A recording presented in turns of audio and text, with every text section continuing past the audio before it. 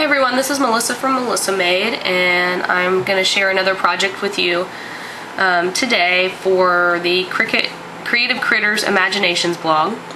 And I started using Cricut Craft Room again because I knew I wanted to make this fun little envelope for my daughter's birthday invitation, and also because we're celebrating the 1-year anniversary of the CCI blog, I wanted to do something that was birthday related as well.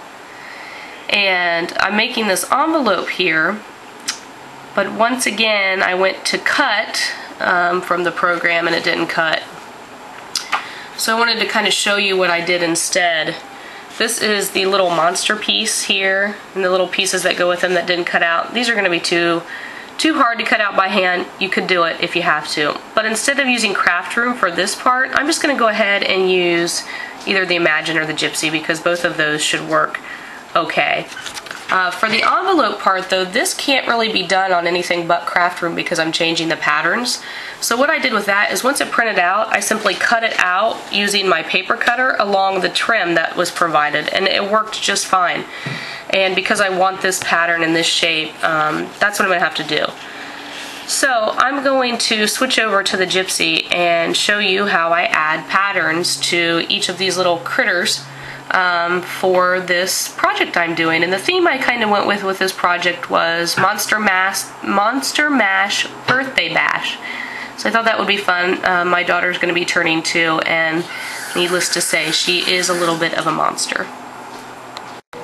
Okay everyone, I'm back with my Gypsy now, and excuse my voice, I've had quite the cold, so if I sound a little funny or if I start coughing, just ignore that. The first thing you want to do is go to Print and Cut. Again, I'm going to be cutting off the little monster from Mini Monsters, and I need to go and choose the Mini Monsters. So I go down here and tap the little regular Cricut icon, Cricut cartridge icon, and I'm going to scroll down till I come to Mini Monsters. There it is. And I'm going to select that. I'm going to be working with the third little monster from the left hand side here. This little guy. I want him at about a 2-inch. So I'm going to select him first.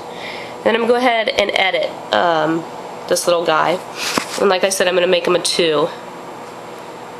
And I learned that from using the Cricut Craft Room to kind of lay this out initially. And I'm going to apply that. The other thing I want to do is go ahead and make the colors the way that I want them, and so I'll need the hopscotch cartridge for that. But before I get the hopscotch cartridge, I'm just going to go ahead and get all of his layers out. Now that I made this a 2, every layer that follows should also be at 2 inches, so I don't have to mess with that. So I'm going to hit layer 1, and that's like kind of his little body. Layer 2, his little mouth. Then I'm going to hit the shift, the second part of his mouth, and then his tummy and his little horns. So that's actually all of the little pieces that you're going to need.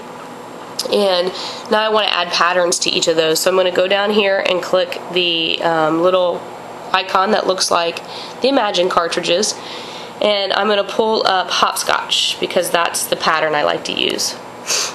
Those are the patterns I like to use. And I touch the screen once it comes up.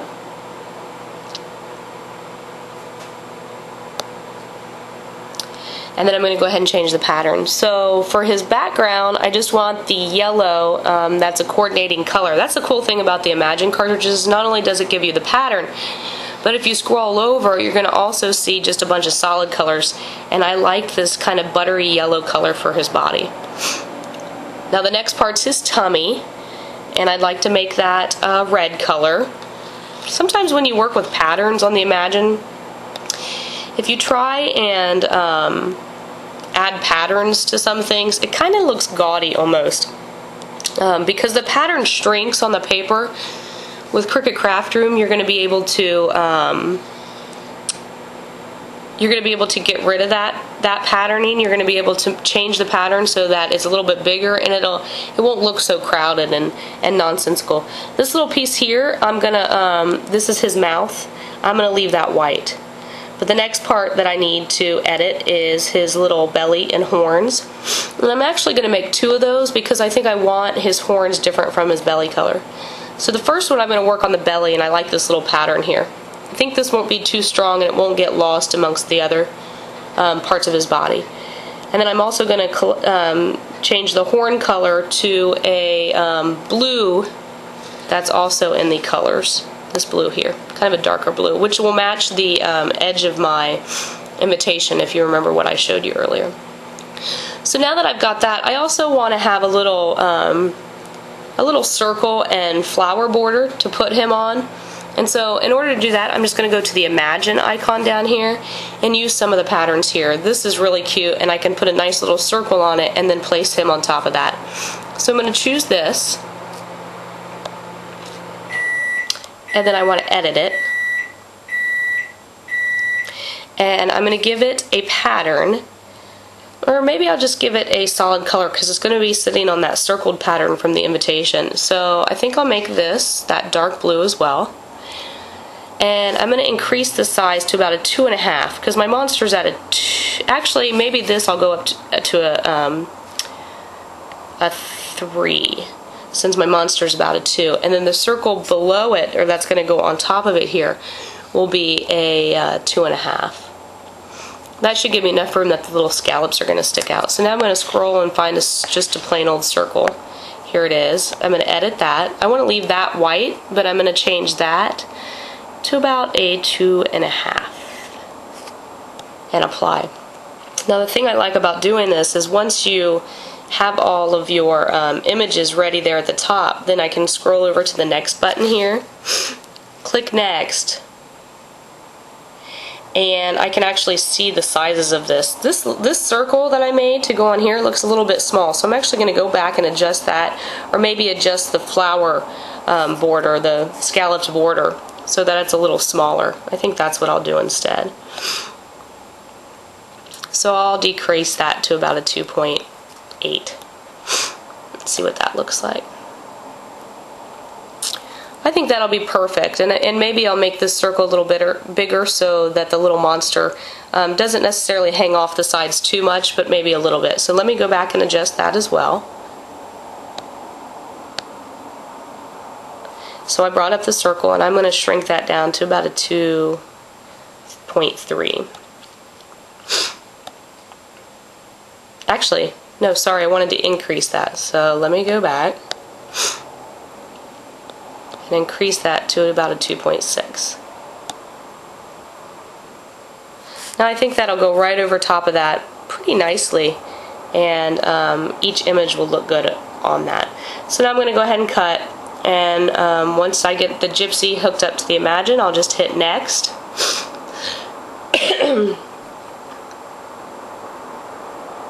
And it's asking me to make sure that there's a connection. So right now there's not. But I'll get this plugged in and get the image cut, and I can show you what the invitation looks like.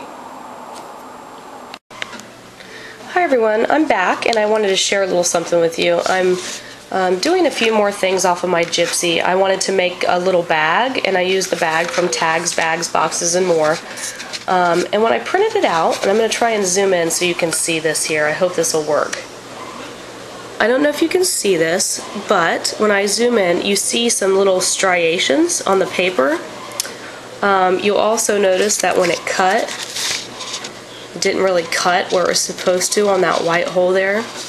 One thing you need to know about the Imagine is I've done a lot of projects on my Imagine, and over time the cut gets to be a bit off, and also the print heads get to be dirty. Now this is a new print cartridge, so sometimes when you're running out of ink, this is what it looks like.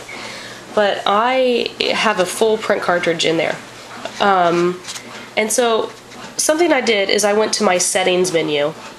And on the settings menu, you can clean the print head, and I hit clean the print head, and then after that I recalibrated my machine.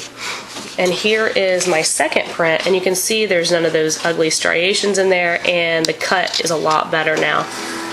So I would suggest that when you do a project and you start to see this yuckiness start to happen, clean your print heads. They get dirty because this machine is cutting paper. And also realign. You'll need to do that occasionally with your Imagine. Thanks!